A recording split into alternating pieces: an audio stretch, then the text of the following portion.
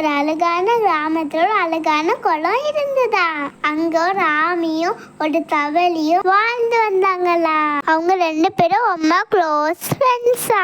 அவங்க இந்த குளத்தை தண்ணி எங்கேயுமே போனதே கிடையாதா. அதனால 2 பேரும் சொல்லுவாங்களா, இந்த குளம் தான் உலகத்திலே அழகான குளம் சொல்லுவாங்களா.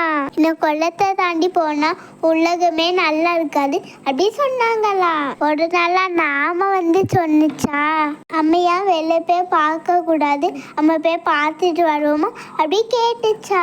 அப்ப தவளை கொஞ்சம் யோசிச்சா. அதுக்கப்புறம் வா போலாம் அப்படி சொல்லி போனாங்களா. 2 பேரும் வெளியில பார்த்தா உலகம் நல்லா அழகா இருந்ததா. 2 பேரும் நல்லா ஆணும் பார்த்தாங்களா. ஏதோ பெரிய மலை தான் இருக்கு, ஏதோ அழகான இடம், நாள் நம்ம பார்க்காம விட்டுட்டோமே அப்படின்னு சொன்னாங்களா.